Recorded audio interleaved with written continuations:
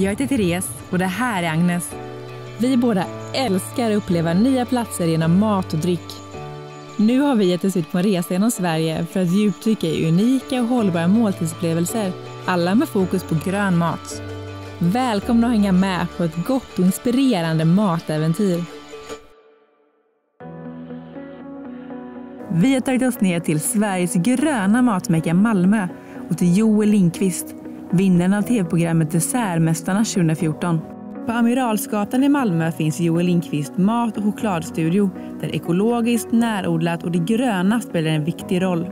Och här erbjuds allt ifrån bakverk och praliner till luncher och spännande kurser.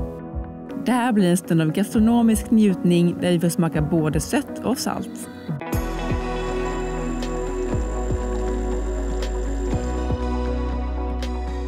Vi började det hela med att servera desserter och bakelser och bröd.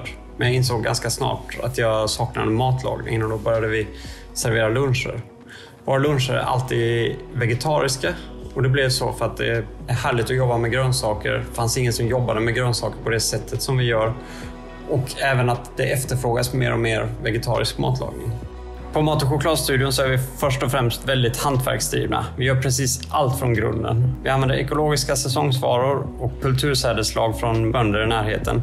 Här hos oss är det gröna inte ett alternativ utan det är det bästa. Vi gör inte en växtbaserad bulle om den inte är minst lika god eller godare än den klassiska. Då är det bättre att vi gör någonting annat istället. Den här dagen är lunchrätten saltbakad rotselleri med stekt grönkål, lingon och saltade rökta mandlar. Vi inspireras av lokala och utgår ifrån det som våra bönder här i Skåne kan odla. Det är ju sånt som alltid har odlats här, just för att det blir bra här. Och på så vis bidrar vi till att föra de lokala mattraditionerna vidare. Men de gröna luncherna till trots, det är ändå desserterna som ligger Joel varmast om hjärtat. Det jag gillar mest med desserter och bakning är att det får ta tid. Man skapar något på längre sikt. Och så är desserterna någonting man äter enbart för njutning. Förrätten mumsar man ofta i sig i farten. Huvudrätten äter man för att bli mätt. Men sen kommer man till desserten. Och den äter man bara för att det är ren njutning.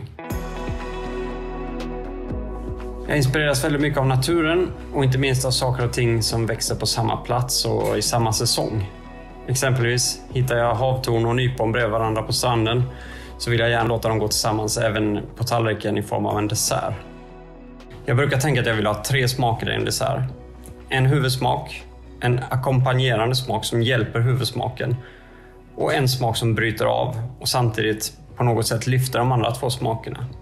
Sen är det viktigt att tänka på texturer, att alltid ha något krispigt, någonting lent och så vidare.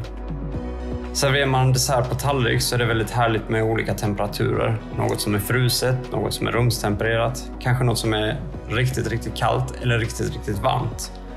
Men såklart, viktigast av allt, det är smakerna. Och recepten på desserterna och maträtten hittar du under filmen. Jag gillar verkligen idén om att även desserter byggs upp enligt samma principer som maträtter.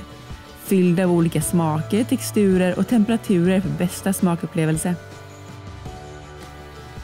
I nästa avsnitt åker vi till Småland och Huskvarna för att besöka Äppeldalen i skördetid. Det har blivit dags för att lära sig allt om dryck,